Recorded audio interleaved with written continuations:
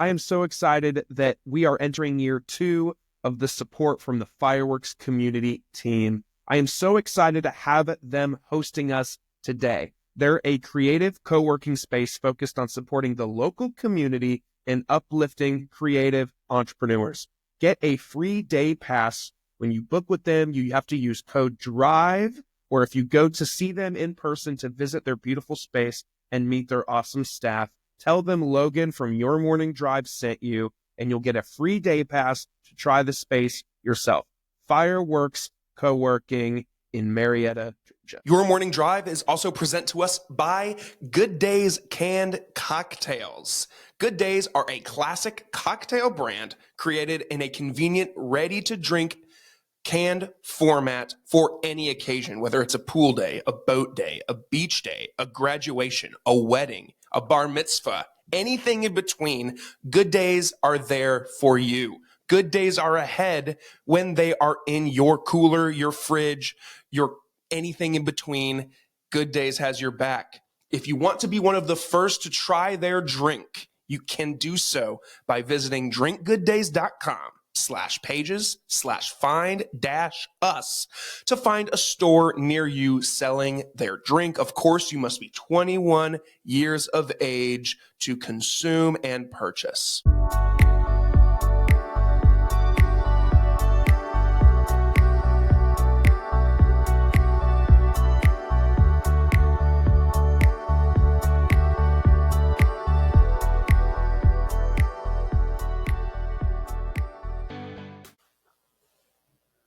Good morning, everybody. Welcome back to Your Morning Drive. I am your host today, coming to you from Fireworks Studio in Marietta, Georgia. I am so glad you decided to join me today. Before we dive in, I have a couple of quick requests. Number one, make sure to hit that follow or subscribe button on your favorite listening platform. This way, you'll never miss an episode, and new ones will come straight to you every week. Second, share this episode with just one friend who could use a little inspiration, motivation, anything in between to start their day. You can find us on Apple Podcasts and Spotify, primarily to listen. But if you enjoy a visual experience, you can go and search it up on YouTube as well. And whatever platform you listen to, whether it's YouTube, Apple, Spotify, whatever, leave a review if the platform gives you that option. Apple for sure does. YouTube, you can always comment and leave responses like that. Just do that for me if you don't mind. It takes 5 seconds and it helps me reach more people, so I'd appreciate it. For even more content, updates, behind the scenes fun, follow on Instagram, Facebook, and LinkedIn. There you'll find episode announcements, fun clips, plenty to keep you entertained throughout the week. My guest today has faced life's highs and lows with resilience.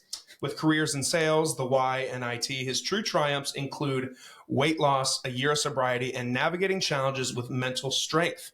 Today, he shares his son's journey through autism, cancer, and recovery, offering insights on childhood cancer, its costs, signs to watch for, and his family's experience. Please welcome my new friend, Jeremy. Thanks for having me today, man. Yeah, man. Absolute pleasure. I'm sorry it's taken us so long to get here. Yeah, no. The first time I had, childhood illness and stuff of that nature. And with Grayson's cancer, you have to be like on alert all the time. So even like a ear infection and stuff, it's just like, oh my gosh, this could be it again kind of thing. So thanks again for your patience. Gosh, dude, I've had to cancel on you once or twice as well. So we're finally here. It's 2025. Happy New Year to you. Happy New Year to you too. So before we get into the more, I think, serious side of things, tell me about you, dude. I mean, who are you? I mean, are you from here? Like, give me the story.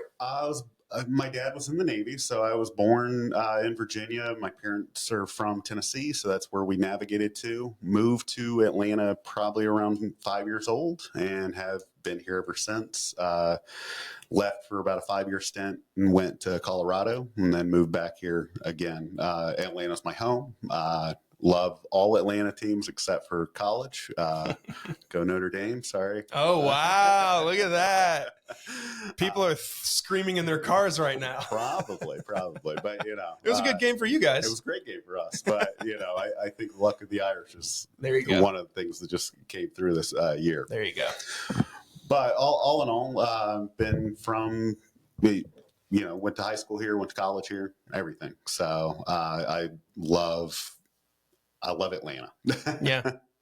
All around Atlanta guy. I was going to compliment you also. That jersey is badass. Yeah. So obviously Atlanta United, American Family Insurance, but what's the design? So the design is actually from a kid that overcame cancer. So this is their kick.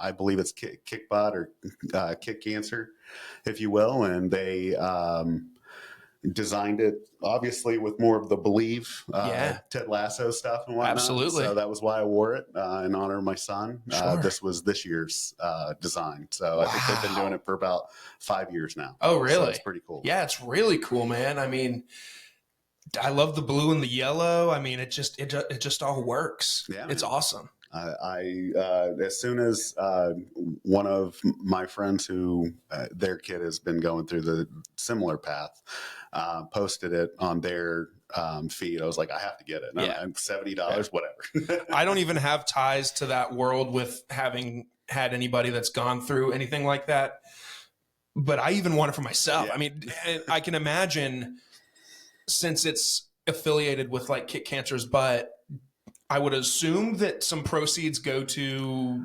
research or something. Which, that's another thing, right? So childhood cancer is one of those things that I found out throughout our journey is it's not funded well.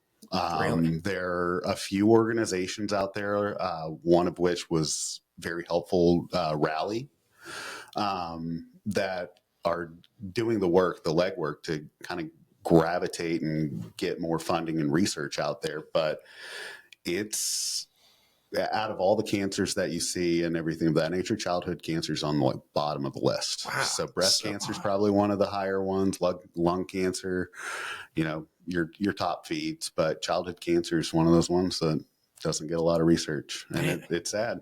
That is sad. Yeah, man. Like, these are our future, right? Right. So makes you want to get up and do something about it almost, right? 100%. Dang, I hate that. Yeah, man. When we found that out, I was just kind of, I was shocked by the numbers. Yeah. So that's insane. And obviously cancer and autism are something that are on the rise, not only for younger people. I mean, you see more and more people getting colon cancer that are our age. So they should bring that, colonoscopy down, sure. and things. But now you're seeing childhood cancer on the rise as well. And it's sad. Yeah, that is sad. But I hate to hear that. I'm very surprised to hear that as well. I mean, I was too. golly. I mean, very interesting. Very interesting. But I mean, in the grand scheme of things, what are you and I going to do about that? Exactly. Like, you can do so much, or you can eat the right things. You can, make sure that your kids are doing everything in their power, but some of it's genetics, some of it's just a random mutation, and you can't control it. Do you guys have any family history? My wife does on her side. Okay. My family history is a little off. I don't know a lot of it. I'm an only child. My parents passed away when I was late 20s or early 30s. So almost 40 in a month. So that was, congratulations. yeah, man. But they passed away to their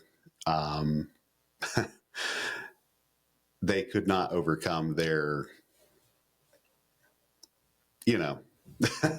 what's the word I'm looking for? Addictions. I was going to say addictions. Yeah. Is that where we're getting at? So fentanyl was wow. something with my mom, and then my dad was already in a health spiral and passed away literally 6 months after she did. Wow.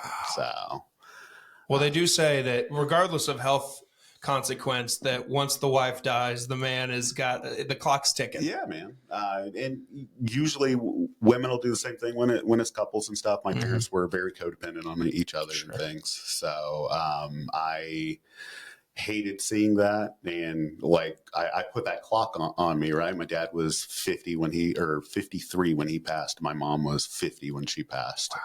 So it was one of those things where it's like, okay, this isn't my story, right? Right. That it's their story. They had their demons that they couldn't deal with.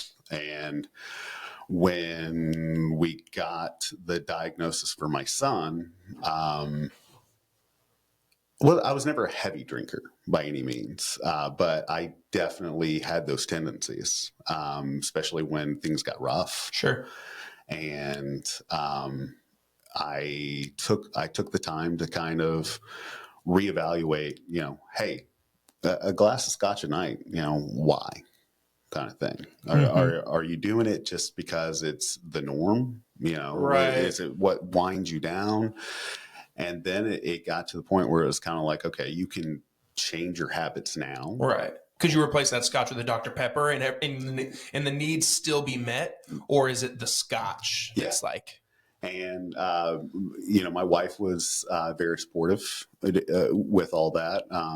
Her family has a similar history and things. So not her whole family, but some of them. And she was just like, look, let's do this together. And I did it more for a health reason and more of a, hey, this clock is ticking and it doesn't make me a better person by any means to have it or not have it. Right. But you don't like go to a brewery for like a birthday party and look at all the people drinking and think like you scoundrels or anything. That's right. I don't put my nose up to anyone and stuff. Like I thought it was for my health.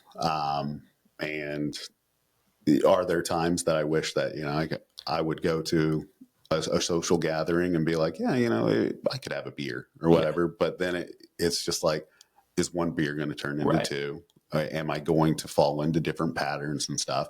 Right. I'm not, I would never consider myself an alcoholic by any means. I was literally about to be like, would you have considered yourself an alcoholic? No, I could go months without it. I could go days without it, but it was one of those things where it was starting to get more and more, a part of my life. And I don't know, again, if it was the family history side of it, what I was dealing with at the time, or if it was just, hey, this is just what you do at night to calm down. Interesting.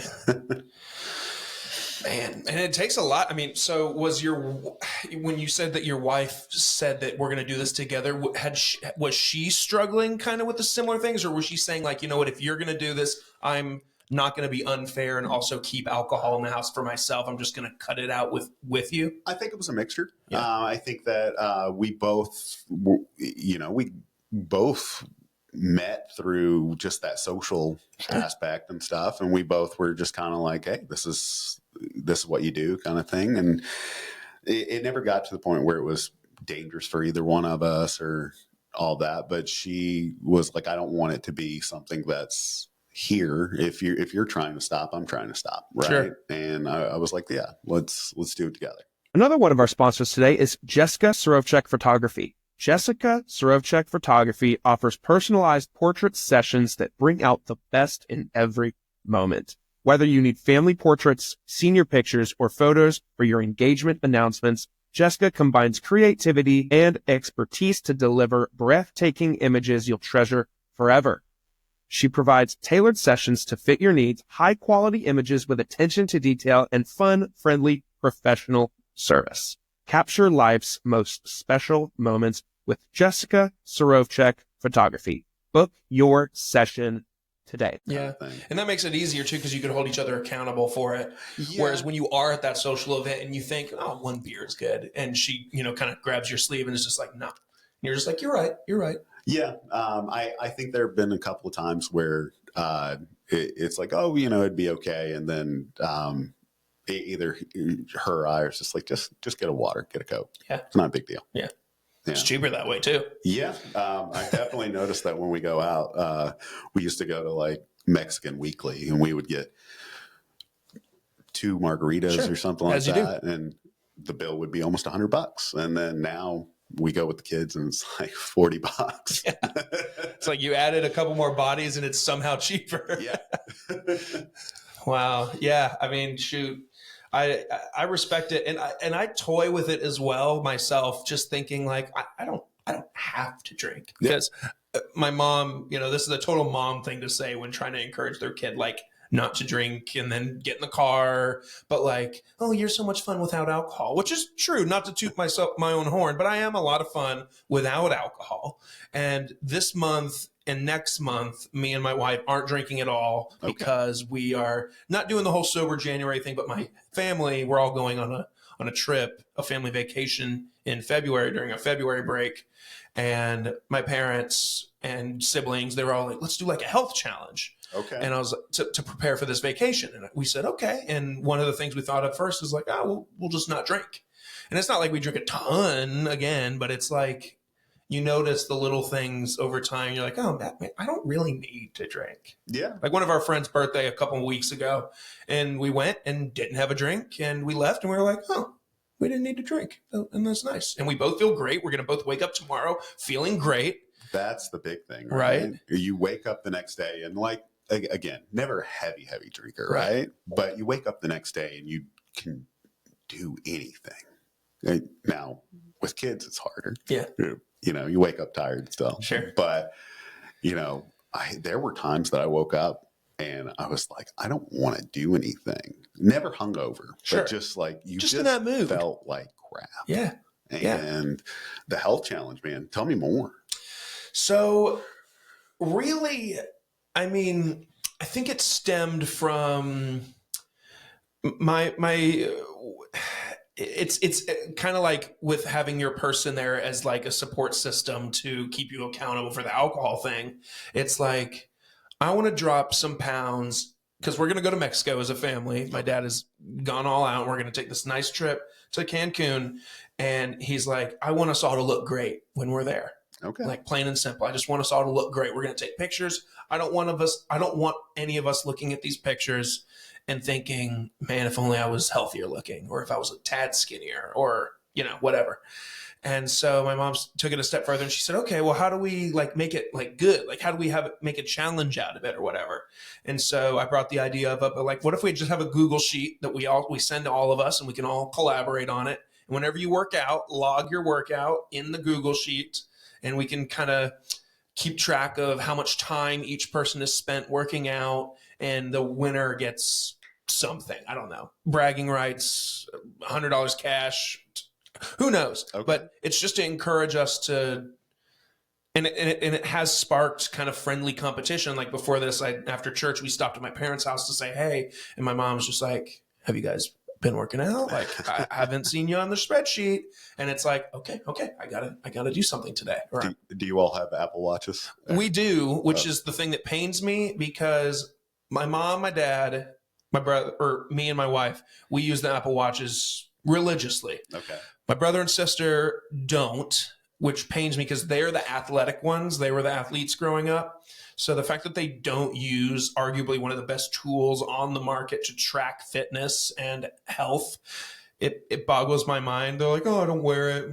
Why? It tracks everything, and we don't have to have a spreadsheet. We can just get on there and look at our shared Well, that's what people. I was about to say. My buddy and I are in competition right now, and weekly, whoever closes the most rings, most calories burnt, things of that nature, you get a notification. You get a notification when you worked out. Yeah. And sometimes it's that driving force, right? Sure. Because there's a lot of times where I'm just like, I don't want to get up and, go run. I don't want to go walk or anything. And the minute that I see his come through, I'm just like, crap, I got to go. Yeah, exactly. It's a healthy motivator of like, okay, I see his notification come through, but he's not getting any notification from me. Yeah. And I can't let him get that leg up. There's a lot of that. And then there's a lot of that, healthy text whenever you see it. Great job, guy. Yep. Great job making it happen. My wife and I haven't been in competition with each other yet.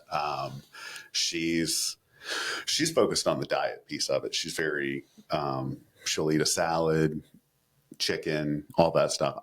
I'm can't do that. horrible about it. I can't do that. Little Debbie's were my problem during Christmas time. Oh boy. And like I'm finally almost south of 200. I'm Nice, finally to the point where I was at 245 at my heaviest, and my frame is built for 175, 180. That's health, right? Growing up, I was wrestling, things of that nature. 135 soaking wet. When I graduated high school, I could not gain an ounce. And then college hit, you're having fun. Probably got to 180 max kind of stuff. Still kind of healthy, still swam, ran, things of that nature. Sure. And then just stopped. Yeah. Either it was because wasn't a lifeguard anymore, wasn't working outside anymore.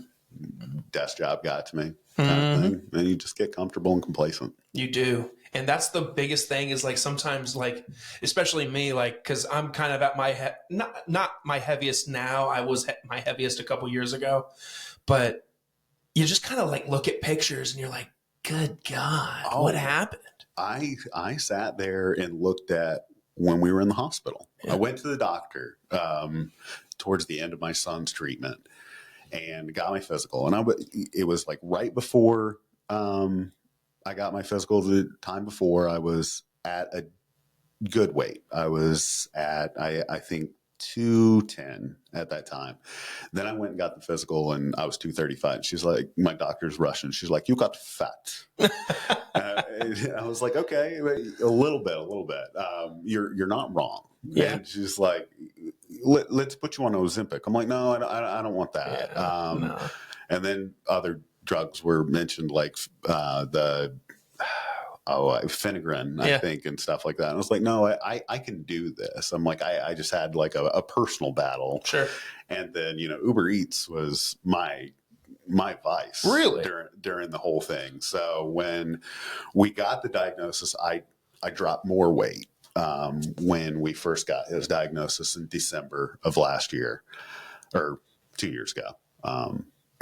And I probably got down to like 201, but it was unhealthy 201. Like I wasn't sleeping, I wasn't eating anything. And then taking care of my youngest at the time, who was 5 months. Wow. My wife and I had to be single parents.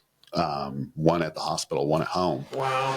And anytime I was home, I was eating like nonstop. And obviously my wife on the more frugal side was like, what are you doing? Yeah. For sure. Why are we having so much Uber Eats in our bills and stuff? I'm like, I don't know. I don't know. The scammers, they got us again, I guess. Let's dispute these charges. Yeah. And man, I ballooned up fast. Wow. Yeah. So Taco Bell. Really? That's your vice? What's your Taco Bell order? Oh, dude. 5-layer burrito, the steak quesadilla, and then they had these like double layer tacos, but you could put like the nacho cheese in it and stuff. I don't know why that was my go-to, but it was like that comfort. Yeah. At that time, and I needed it. I needed it. I don't know what it is. Taco Bell for me, I don't want to say it never did it for me because I don't want people coming for me, but whenever I wanted fast food, it was never Taco Bell. I don't know why. What was your go-to? God, growing up, we had a lot of McDonald's. Oh, dude. We had a lot of McDonald's. McDonald's was the thing whenever it came to Happy Meals. Right? Oh, for sure. It was easy. It is easy. It's so easy. It's everywhere. Their fries were top-notch. Yep. If I did like the run to every fast food, it would be spicy chicken sandwich at Wendy's, go get fries at McDonald's, and then possibly a Frosty at Wendy's as well. Sure. But like Chick-fil-A nuggets too. Just go do the plethora and do the thing. Yeah. So trying to stay away from that though. Yeah. It's hard. I don't know why Taco Bell came into the thing. It came into the mix, and it was kind of like, okay, this used to be the thing back when I was a kid. Don't know why. My parents loved it, I guess. Yeah. And I would get chili cheese burritos, but those are discontinued now. Yeah. So my wife looks at it and she's like, "You're spending like $35 on something you can get $12 Yeah. if You just get in the drove." car. Yeah. If you just drove. I'm like, Yeah, but I got to get. yeah. I And it's like a 30-minute ordeal. I got to get there. I got to come back. Whereas I can just, and then she'll probably say, well, it's 30 minutes of you just sitting here and waiting for it. That's right. And I'm like, dang, you got me. she's the more reasonable one. I'm the impulse. Yeah. Oh, yeah. That's me. But I'm horrible about it. It's so bad. Because I'm like the devil on the shoulder that's like, let's get it. Oh, Let's get it. She'll do that on a couple of things. She's like life impulse kind of thing, where I'm more, I buy whatever. Now, anything that costs money, she's like, no. She's the most frugal person that you'll ever meet. Type A, all that, where I'm, if there's a type C, I'm that. Where I'm type A when it comes to work, I'm type A in a couple of things with the kids. There has to be structure and everything, but type B when it comes to myself, doing better. Like I got to get up and I got to work out. I got to make sure that the kids are taken care of. And then I sit down and I do 40 minutes to an hour of just prepping my day and making sure that's done. But before like trying to set up a regimen, type B all the way. Yeah, I get that. I do. So, I mean, so just even talking about all this stuff before even getting to what you guys have been going through the last couple of years. I mean, so you had, I don't want to say an alcoholism thing, but let's just call that for ease of conversation. Battling alcohol, you had a weight loss journey as well, and now you've come the last couple of years and you've been battling with your family this cancer for your son. Yeah. I mean, do you ever just think like, when does it stop? So when we first got the diagnosis, it was literally middle of December. So we're prepping for Christmas, everything. Just got our son into ABA, which is to help with his autism. It's called Applied Behavioral Analysis. And just to get a frame of reference, how old is he at this point? He is 2.5. Okay. Or almost 3. Okay. His birthday's in March. So we dealt with, trying to take him to daycare for the first time ever, right when he turned about 2, because he was a COVID baby. So we all just stayed home. He smart as a whip, but never really noticed anything off. Then we have a friend that has a kid that's about 3 months difference. Okay. So like milestones, we're like, okay, we're measuring the same and things, and probably not the most healthy way of looking at parenting. No, but I mean, it's natural to look at people nearby and people you trust too. And you're like, okay, well, your kid's there. I'll be there in a couple months too. Yeah. And their first kid is, I think 6 years older than their youngest, or maybe a little bit, maybe 5 years. But so they knew what they were doing. They kept the first one alive. He's smart as a whip. Great. So that's where we were referencing our milestones and stuff. And Grayson was hitting those milestones. And then he just kind of stopped when it came from the speech side of it. And when we took him to daycare for the first time, he was trying to escape constantly and like break out of daycare. Yes. That's kind of funny. Well, at first I was like, you can't keep an eye on him. Like, what's going on? I was getting frustrated because they would call us daily. I was getting really mad about it. And my wife and I both didn't understand. And then, how does a kid, sorry to cut you off, how does a kid just try to escape? Because the doors are like that handle right there. Right. And they can reach up and just twist do they not have things on the handles? No. So by law they can't. And for the longest time I was like, why would they have these? And it was a really poor experience, and it wasn't on the daycare by any means. Sure. It was kind of us finally learning what everything was. Sure. Because again, Grayson's extremely smart, can read, can write. And like knew his alphabet through and through, knew numbers through and through. I thought winding up was kind of like him taking my wife's OCD and just kind of doing his thing. No. It was definitely part of his autistic traits. And when they sat us down and they were like, hey, it's just not working, kind of thing. And we were already at the point where we were just kind of like, okay, we're kind of done with daycare. We'll pull them out and try to find something else. They mentioned that autism could be a thing. Now, they couldn't legally tell us that, right? But they were, and they didn't have the chops to be able to diagnose it or anything, but they mentioned something about it. So my wife asked me, and she's like, what do you think? I'm like, I had mentioned something about like a month prior to that, hey, we possibly need to look at stuff. I had a friend that had been watching a lot of TikTok and, hey, here are the signs. This is something that, I think Grayson's showing, hand flapping and stuff like that. And I was kind of aloof to it. Hand flapping. Yeah. So like taking your hands and just kind of doing this and making weird gestures, spinning, not weird gestures, just stimming. Yeah. Is what it's called. Yeah. And not something that you would think to look for by any means. And my wife made a mission as soon as she heard that. She's like, we're gonna take him to the doctor or whatever. We have a friend that their child was diagnosed with autism, and I reached out to her, and she was like, hey, go to the Marcus Center, go here, do this. And she's a work friend from both my wife and I's work past and stuff. So it was good to have a resource at that time because we were both just blind to it. And then out of nowhere, my wife, again, found that mission. She was just like, I'm going to call every place that our insurance covers. Sure. We got him in speech, got him taken care of for the ABA, or it wasn't ABA at that time. We had to get him diagnosed first before we could get him into ABA. And then after that, we finally got him into ABA.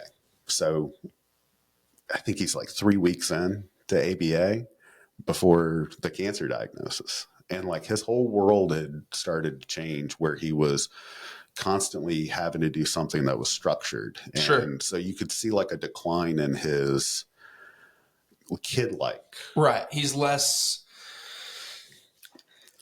kid-like is the best way to describe it. And he was constantly tired. And at the time we thought it was just, he was overwhelmed, like overstimulated. Mm-hmm. And so he would just kind of revert back and whatnot. And then, he had gotten some kind of like cold or something of that nature, back in December, but not this December, but the past December into 2023.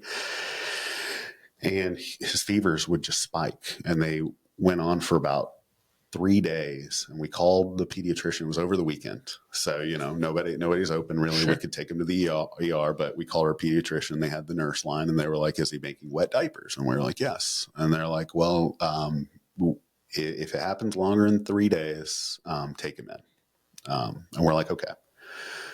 Come the third day, which was Monday or Tuesday, because there was one day in between. I think we waited 4 days, because there was one day in between where he just was acting normal. We thought, okay, he's over it. It's just a virus, right? Yeah. And day 4, he was bad. Woke up 104 fever,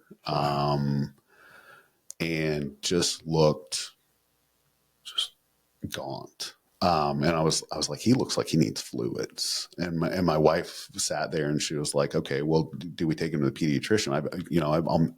She called and made him an appointment. I'm like, I think you need to take him to the hospital. And she's like, okay. I'm like, they can't give him fluids at the pediatrician, right? They're going to give us advice at the pediatrician and send us to the ER. Right. Let's cut out the middleman and just go to the ER. So she called the ER to find out what their wait time was. And they were like, oh, we only have one person in front of you. So she left immediately. And I had our 5-month-old at the time because I had like 2 or 3 meetings during that day. We both fortunately work from home.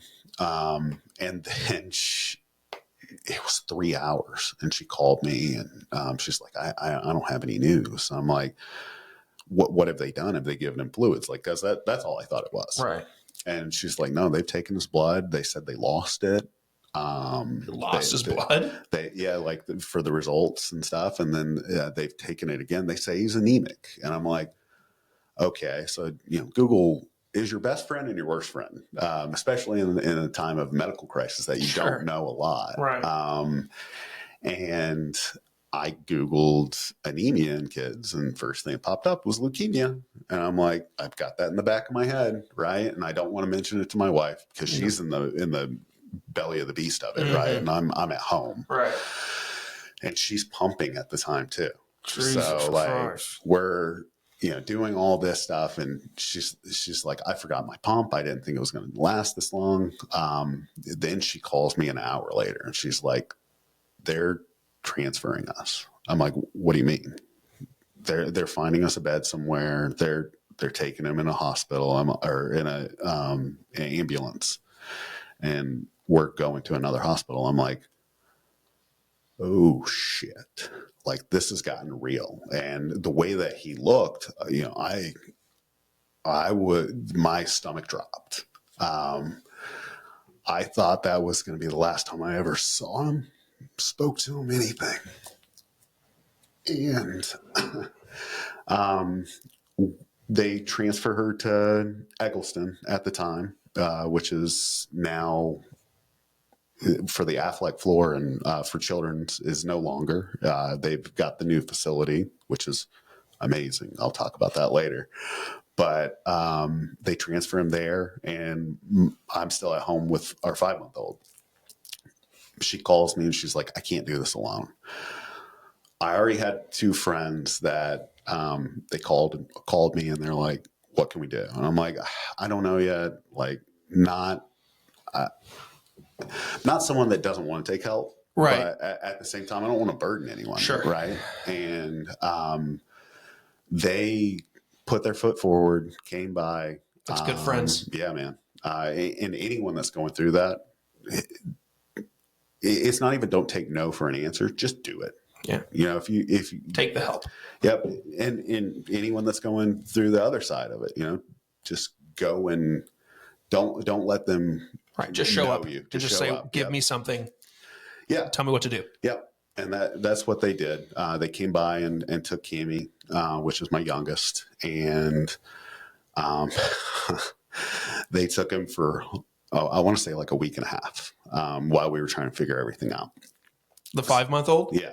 Good Lord. And they had their own kids to deal with and things of that nature. Good friends. Yeah, man. And then while we were still in the throes of it, because Grayson had started his chemo, we had another set of friends that came and picked Cammy up where we could at least get through the initial chemo run.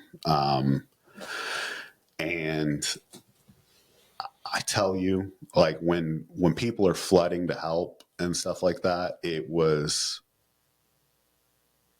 I look back on it now, and I'm just like, I'm grateful that, God's plan kind of thing, right?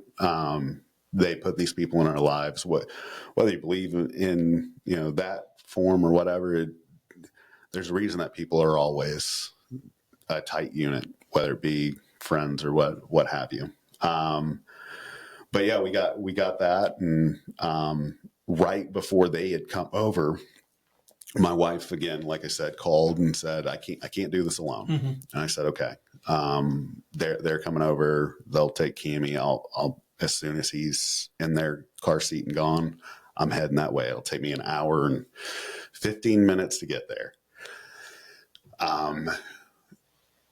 I overhear them come in and say, do you want a chaplain? So a chaplain, in my mind, from all the medical dramas like House and things of that nature, this is your last rites. And so again, there goes that my heart drops and everything. And I think, okay, my son's dying. God, what am I going to do? And that whole drive there, that was the whole thing. And then they explained to us that a chaplain's just there to, help you get through this kind of thing and whatnot. Now, cancer is not the word you want to hear. Sure. And to cut you off real quick, what's that car drive like? That hour and 15 minutes. That's a car drive where you're not talking on the phone. You're not listening to any music. It's just your mission. And if there's music playing, you don't hear it. Well, that's exactly it. I had to put a podcast on, something funny. I don't even remember. I don't even know if it was Rogan or whatever, to be honest with you, but I needed something as an audio where I wouldn't go nuts in silence. Yeah. Because initially I did, listen in silence. And I called one of my high school buddies that's an oncology nurse, asked him a bunch of questions, and his knowledge was so great. And like, he helped me understand what I was, because when I Googled it, like I said, it was leukemia. They didn't even tell us it was leukemia yet. But they came in literally right when I got there and said, hey, could be one of two things. He could be actually anemic, which is very rare to just randomly be anemic. Right. Or he has leukemia. We're going to run tests and then go from there. 3 days later, they come back with the numbers, and they're not specific to leukemia because he hadn't hit the number of blasts yet. So we're like, okay, what does that mean? And they're like, this is more of a rare thing. And we're like, oh, great, even worse. Even worse, yeah. But then they came back, and the genetic tie to it put him over the board for what is leukemia and AML.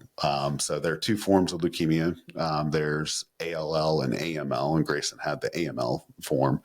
ALL is a 90% survival rate, where AML is 65-ish range.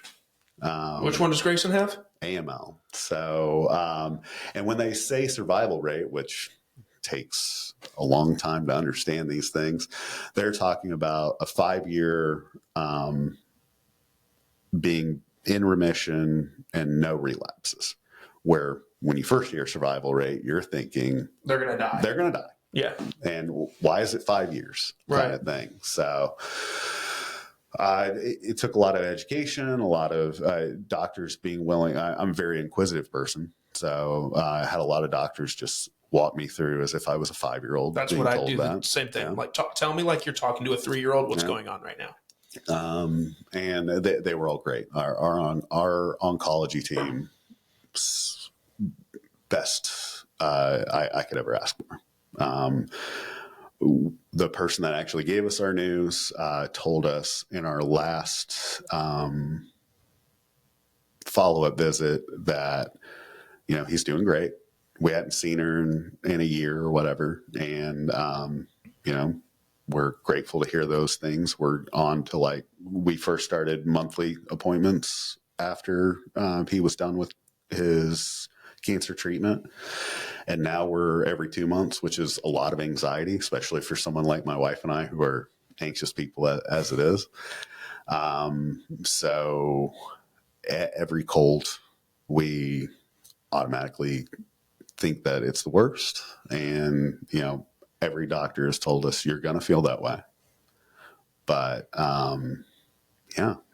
she gave me the facts, essentially, the doctor. And that's what I needed. My wife was like, oh, she's cold. I don't like her, kind of thing. I'm like, I just needed facts at that time. I just need someone to tell me what's up. Yep. I needed someone to give me statistics, because that's the kind of person that I am. And what are we dealing with? So when I heard that, and when my wife heard that, she, my wife was a different type of, hey, we're going to do this and fight this and do all that, where I'm like, okay, the goal in line is 5 months of treatment, whether it be, 5 full months. It ended up being 7 total, but it was 5 rounds of chemo. His numbers will go down, his numbers will come up, which are all of his blood counts and things. So it was white blood count, red blood count, everything went down to 0 and then went up, and that's his body recovering on its own and his bone marrow recovering on its own. We did that for 5 rounds. He didn't have any adverse reaction the whole time, except for an allergic reaction to one of them until we got to round 5. Round 5 was a beast for him. He got a fungal infection. We had our room flooded, like all this stuff. So we get to, home plate, basically. We're right there at the end zone, if you will, if we were talking football. And we're on the 5-yard line where we can see being home and this starting to be in our rear view mirror. And then like thing after thing after thing happen. And we're like, oh crap, like this, we've gotten through all of this and this is how it's going to happen. And they said that most kids that succumb to cancer treatment or anything like that, it's not the cancer typically that kills them. It's the adverse reactions such as fevers that they can't overcome, infections that they can't overcome. And when he had stomach bugs throughout, he had like 2 or 3, but that was it. Right. Which that kept us apart during Christmas, because on Christmas Day, I had Cammie, our youngest, and I was going to the hospital where we could all be together. And they told my wife, and they called me, and they said, we wouldn't bring your child here because he has norovirus, which is it's like the flu, but it's just rampant through hospitals and stuff. And they were like, it's probably not safe for a 5-month-old to be around it because they don't have the immune system to be able to fight it. True. So Christmas, it was my wife's first Christmas with our 5-month-old, and she couldn't spend it.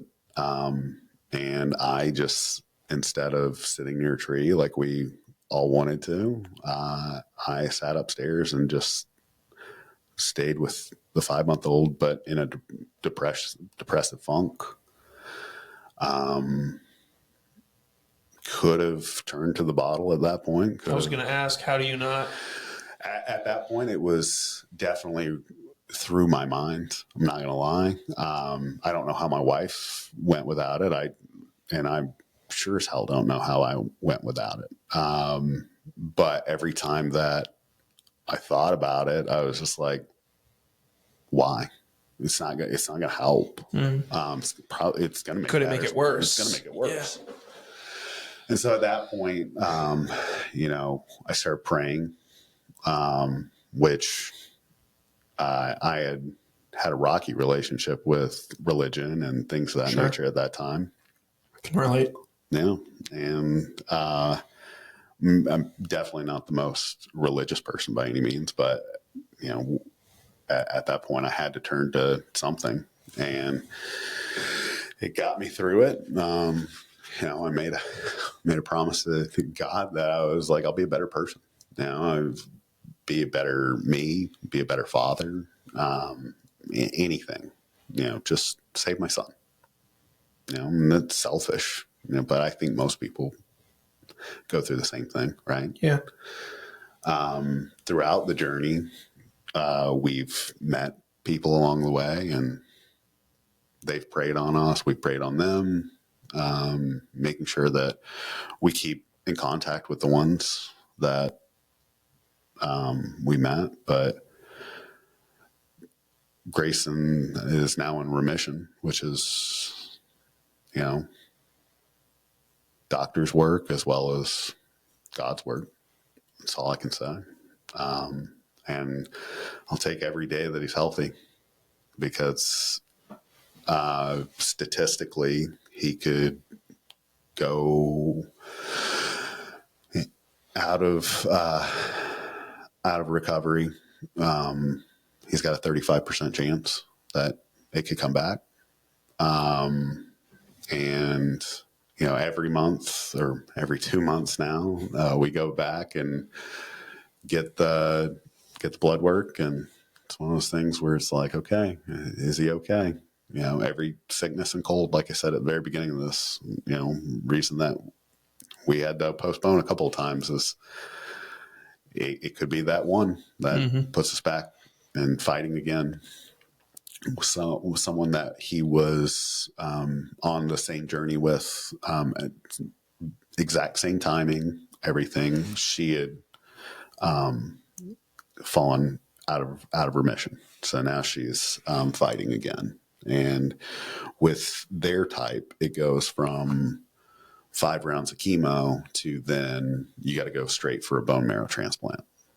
Which bone marrow transplant, you eradicate all of your cells. Then you are given someone else's bone marrow, which I think the statistics are 65% will take. And from there, you're healed, or you have to do another round of it. There are more and more chances of you getting sick, a longer hospital stay, things like that. So it's not something I'm looking forward to if we have to, but if anyone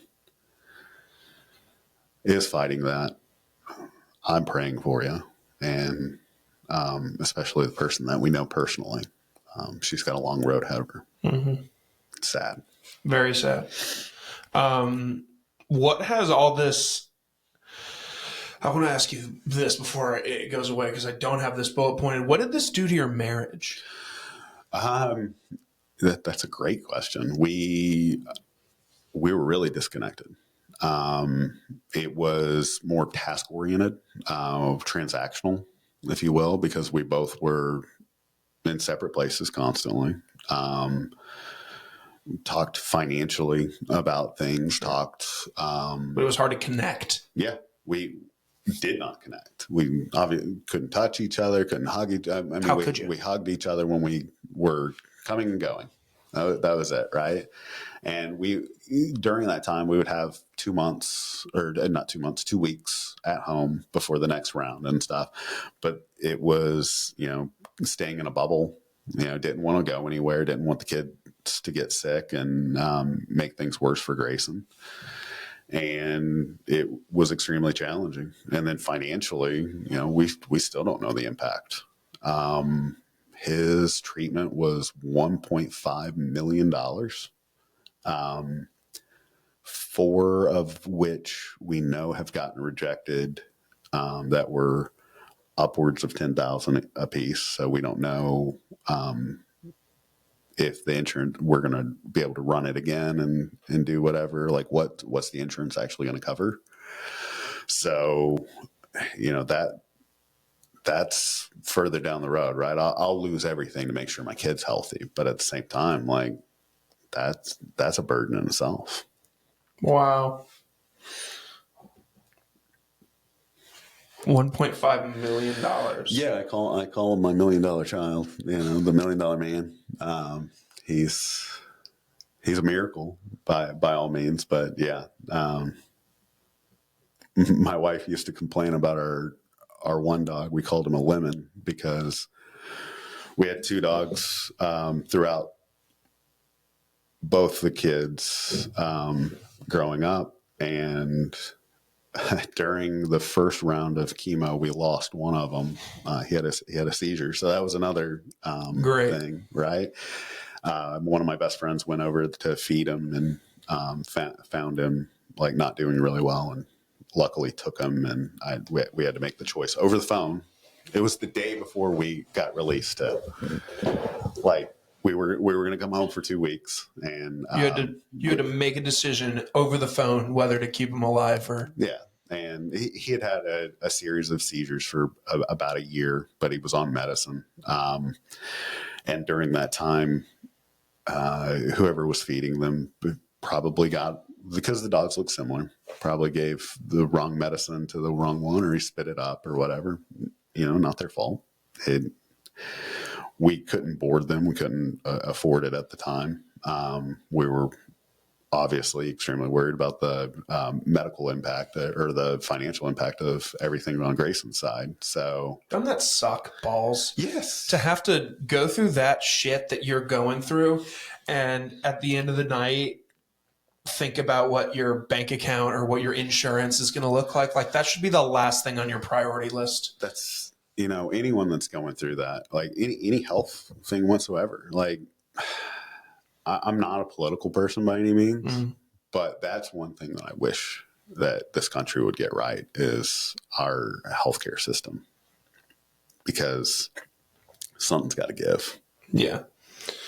I like to think that somewhere, somehow it will, but I don't know how. I don't. Because here it's such a business. It's such an economy driver that. But on the other token, I have somebody I went to high school with.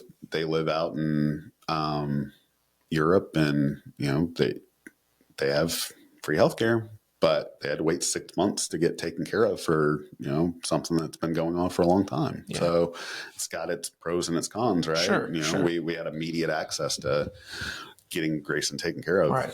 Imagine showing up, Grayson's looking like he needs fluids, and then say, come back in 90 days. Yeah. And you're like, but he needs help right now. And they're like, and I don't know. Maybe he gets bumped to the top of the list because he looks that way. Right.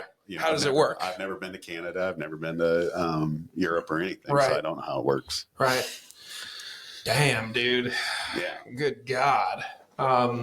So all of this, what did it teach you just about being a parent?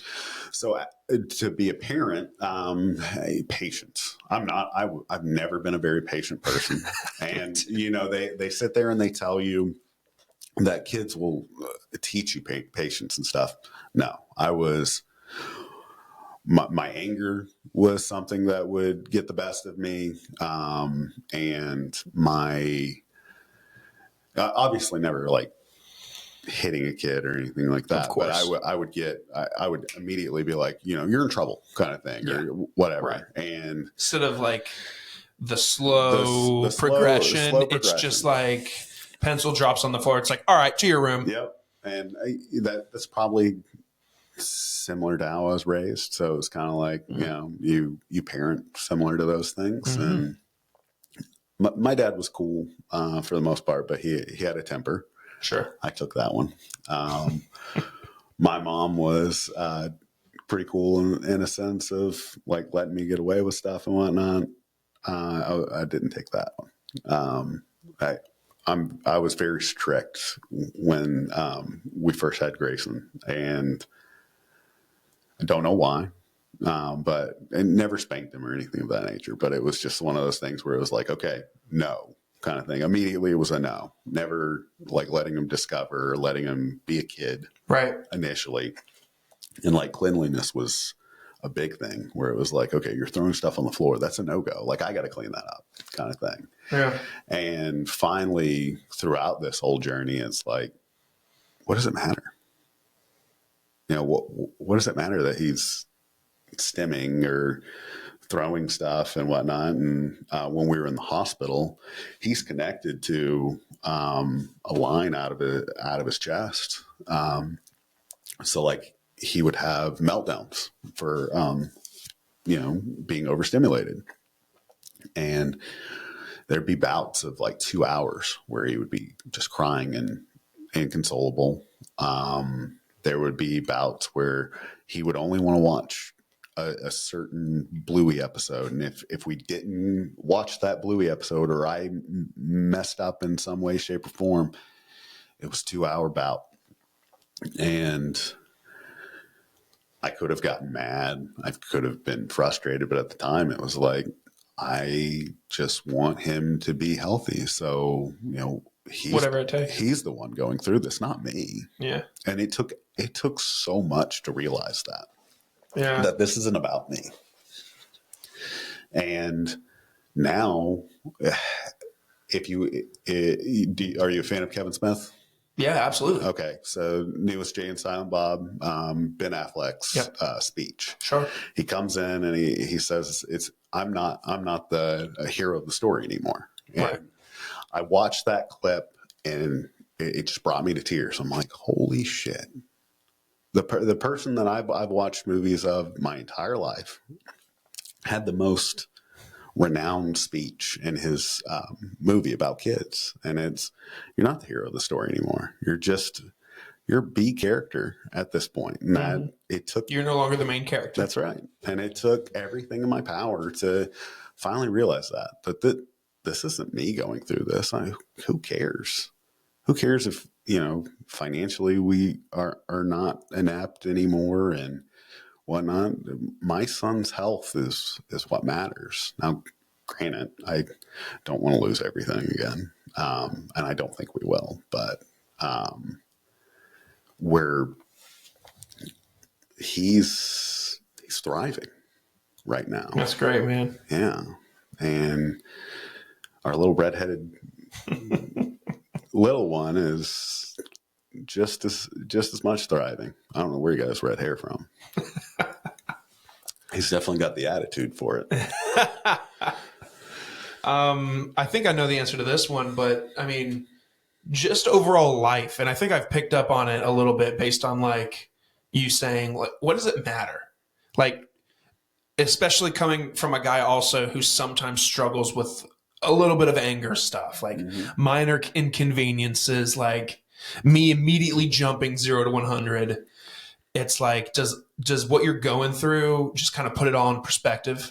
For the most part, there are times that it goes away. Sure. I have to remind myself every day. That's where running comes into place. It helps me meditate a little bit. I have a goal in mind right now, which is 13.1 miles, which is a half marathon in May. Nowhere near it yet. I think 5 miles is my max right now, and my knees start to give out. But I have a goal, and that's what I'm going to do. But it definitely kind of pulls you back, and I have to remember it every day with work, with the kids, with my wife. There are still times that I'm just, I drop the pen, I get mad, but it's definitely less frequent. Well, that's good. That's good. You've mentioned a couple times the importance of recognizing like the signs of all of these things, the autism, cancer. What if there are other parents listening that either aren't going through it and are curious, or people that might be listening that might be kind of along a similar path that you guys are on when you were starting to see signs either of cancer or autism or anything in between? What should parents know, and how can they advocate for their kids? So for the leukemia piece, they had mentioned bruising, which I never would have guessed. But obviously, if you're anemic, you're going to bruise easy. That's true. And things. But he had some pretty gnarly bruises on his legs for like 3 or 4 weeks beforehand. Didn't think anything of it. He was a kid. Right. But there was one that was like really gnarly on his thigh that looked like someone had went to change his diaper and like just grabbed their thumb on him, and he was like kicking really or something. grabbed. And I was like, okay, because we had made note of it and took a picture of it because we were worried about it. And we both looked at each other. Did you do that? Right. Yeah. It takes a moment where you're like, you both look at it for the first time. You both look up at each other and you're like, and it was like neither one of us did it. And then we were like, okay, was it daycare? Was it our nanny at the time? And we were like, oh no. Sure. And then it all pieced together and it made sense when they told us that. The other thing that we were told is it's a random mutation. It doesn't matter. It could happen at any time. Tiredness, fatigue, and things of that nature are the other things to look out for. If you took, let's take sports right now, and Ohio State Stadium is 100,000 seater roughly. Sure. And I'm doing easy math because I'm not the best at math. Thank you, because neither am I. And then you take the student section, which is 20,000. Half of that is the amount of kids that get diagnosed with cancer each year. So you have 10% of that stadium. That's what's diagnosed with cancer each year. And that's all forms of cancer, brain tumor, leukemia, anything.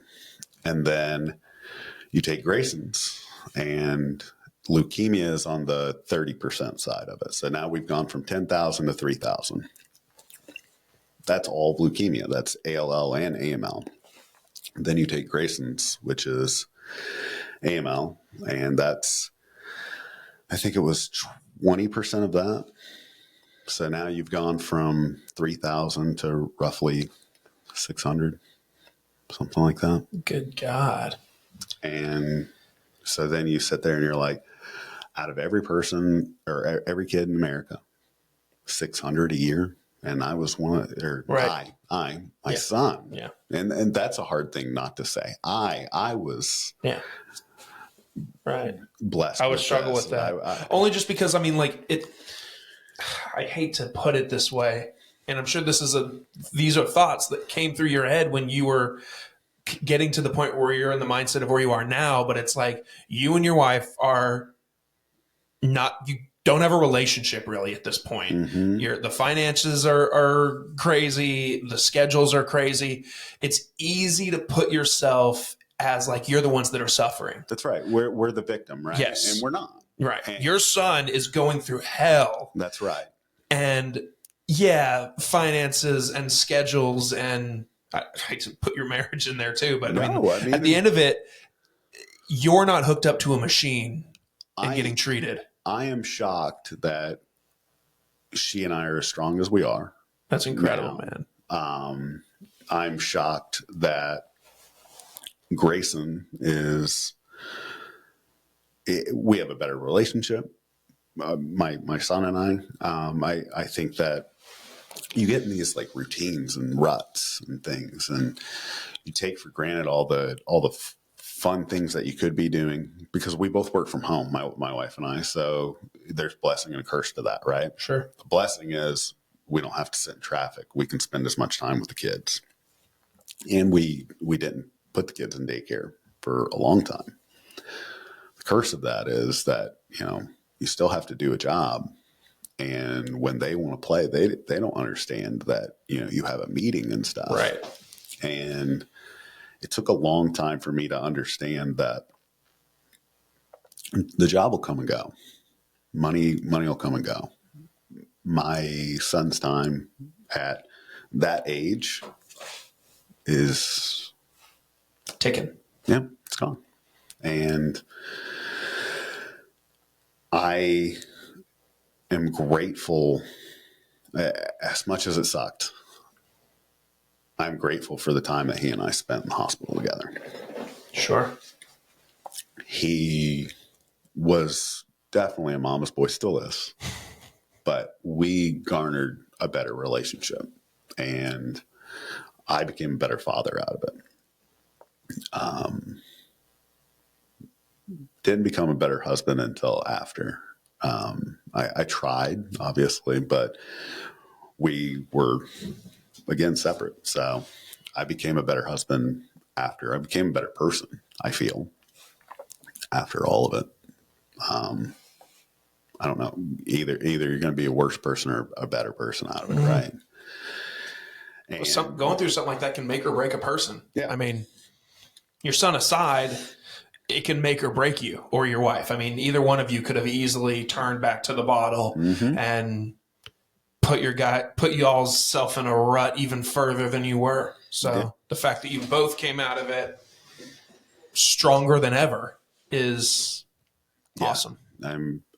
I'm grateful for it. And who knows, there are reasons for everything, and maybe there was a reason for this. And I hate that my son's health was at jeopardy. Right. Due the to collateral. It. But at the same time, if he were to go through it, I'm glad it was when he was younger, and hopefully won't ever remember it.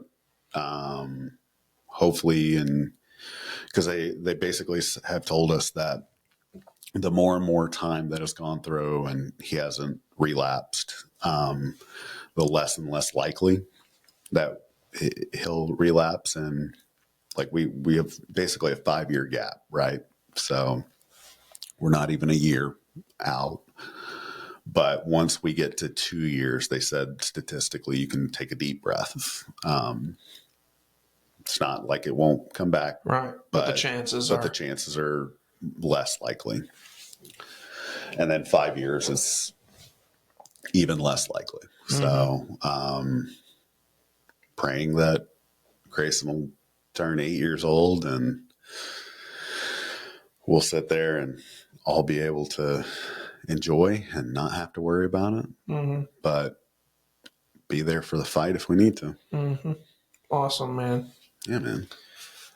So, Jeremy, there comes a point in every conversation I have where I ask my guest a collection of questions that don't relate to really what we just talked about. They're more just fun questions just for me to get to know you a little better. You ready for them? Yeah. They're less sad. Okay. Sounds great, man. What's your favorite movie? Oh, my gosh. I'm a cinephile, so I apologize to anyone that sits there and chastise me, but Pulp Fiction. Yeah, it's a great choice. Clerk's my second one, but Okay. Pulp Fiction's definitely my number one. All right, bet.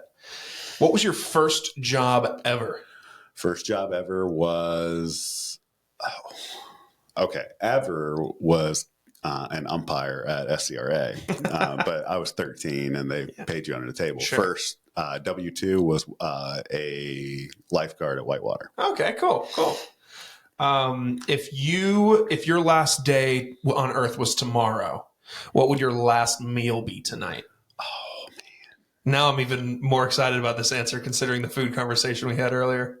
So to be honest with you, Are you going to Taco Bell? I would love to. I'm going to Taco Bell. I'm going to get the same thing right now. I would love to try In-N-Out. I don't know why.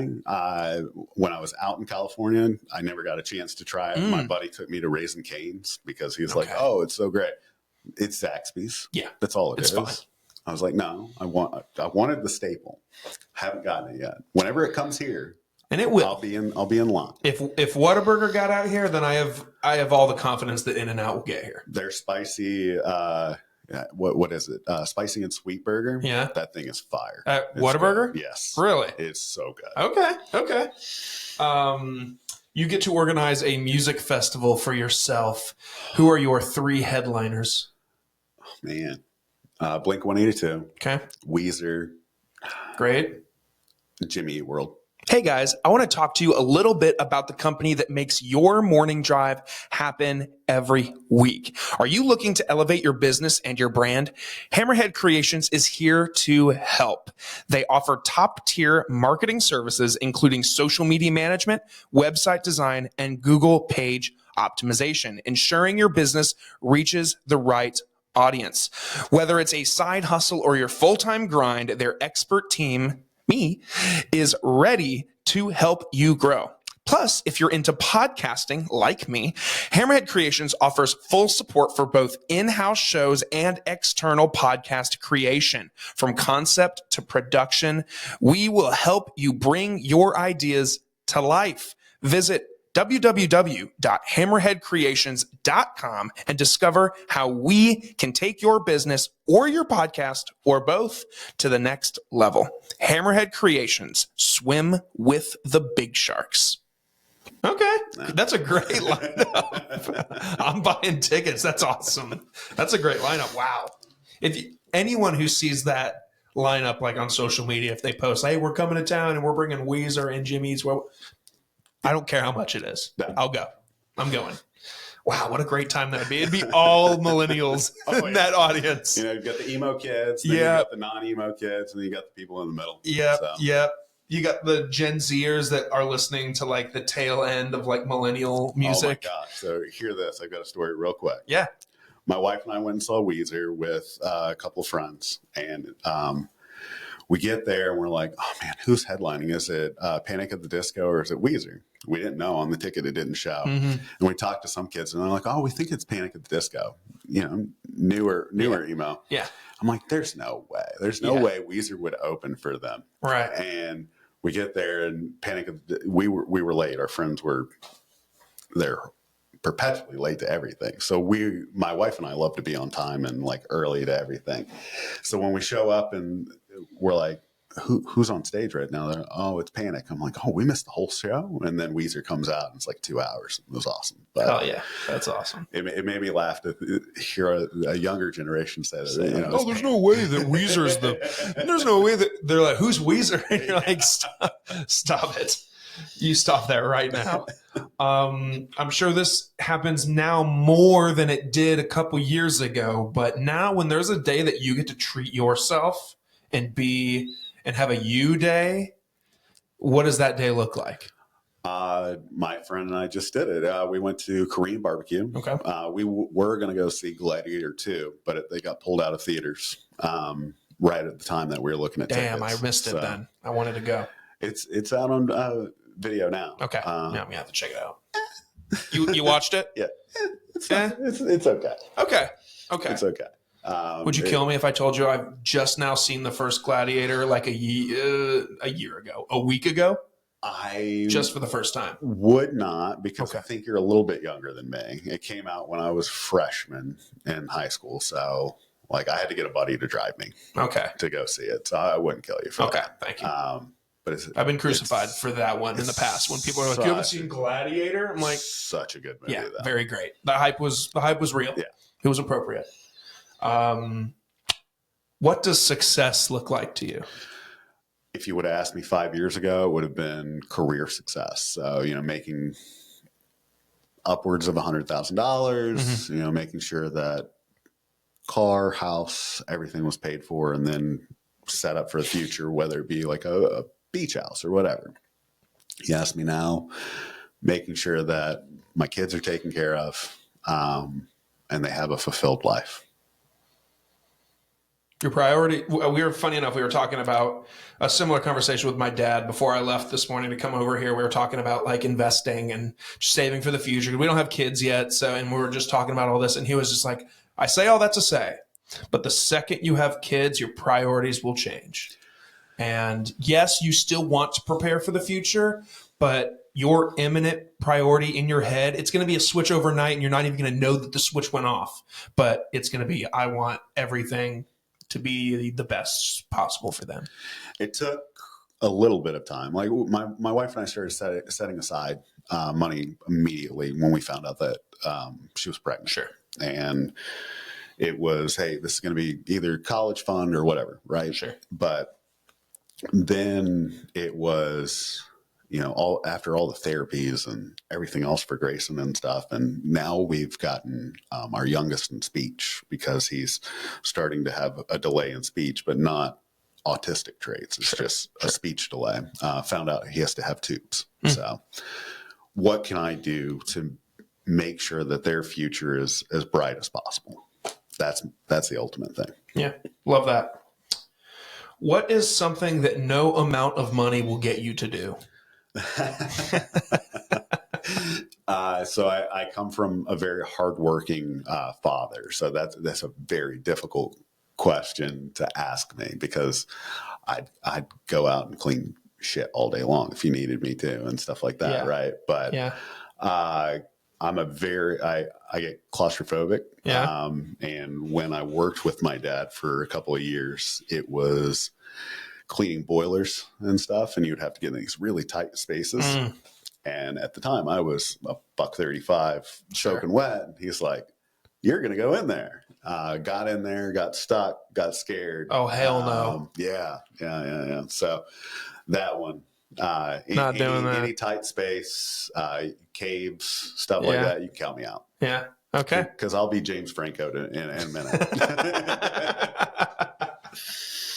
Oh man, good reference. What is something that very little people know about you?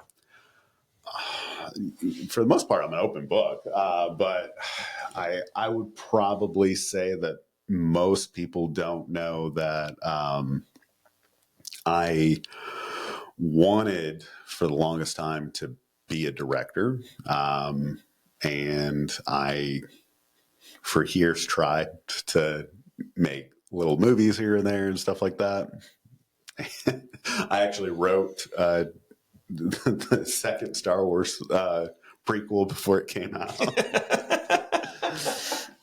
And it was nowhere close, but it would have been way better. I was going to say, would it have been better than, than Attack of the Clones? Attack of the Clones was a snore. I'm sorry. Anyone that likes it, it's a snore. Yeah. The first one, third one, I liked, but you can cut out. Attack of the Clones was a filler movie as far as I'm concerned. Same.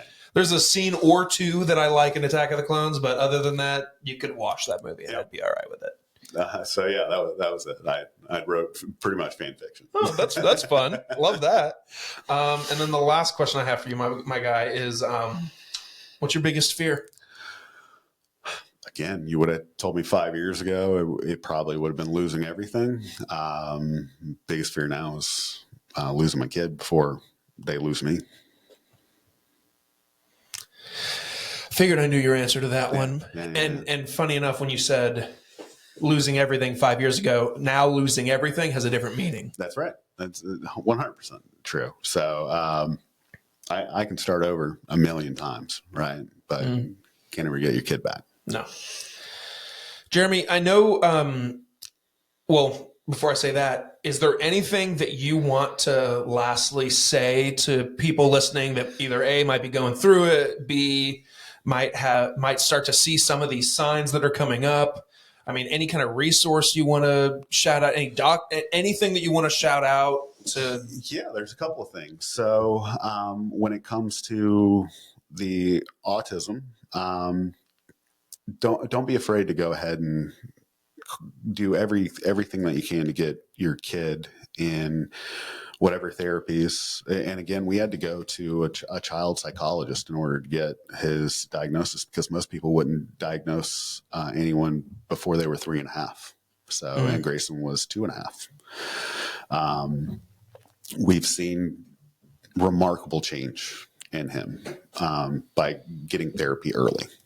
Not to say that his battle is done by any means, but sure, the earlier you start therapy, the better, kind of thing. And not everyone's going to take to it and stuff like that. It's not a miracle cure, but it helps.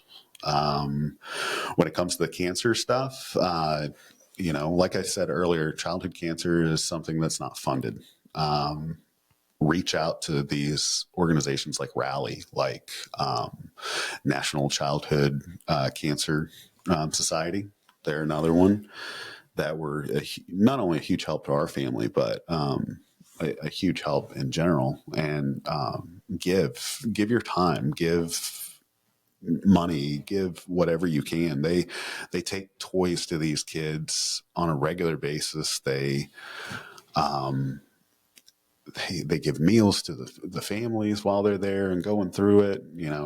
When we were there, they even took their time and sat with Grayson and stuff. And I can never repay them, but I can offer my time. I can offer, this podcast as a platform for them and stuff. So like I said, Rally is definitely one of the ones that I would say, look them up, RALLY. Okay. And give your time, give money. Sure.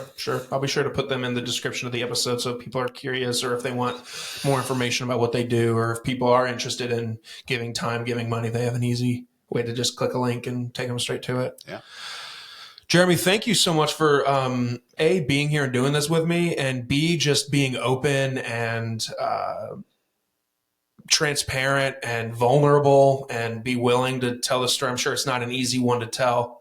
So I appreciate you choosing this outlet as a place to be able to tell that story. I truly appreciate it. I can't imagine going through the shit that you guys have gone through the last couple of years.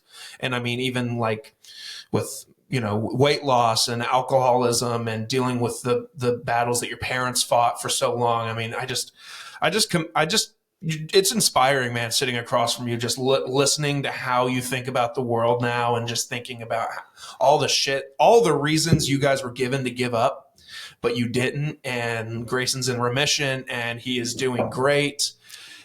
It's really cool. So thank you for being with me. Oh man, I appreciate it. And like I said, I appreciate you giving me the platform to speak about Grayson's stuff. And, if anyone wants to know more about his story, his GoFundMe has from start to finish of everything. We still post stuff on a regular basis. So if they want to continue to follow it, by all means. I'll have you, when we're done later today, I'll have you send me the link to that, and then I'll plug that in the episode as well, so people can just look at it. Guys, like I said, those resources are going to be in the description so that you can look at them and give time, give money, give whatever you can if you do feel so doing that.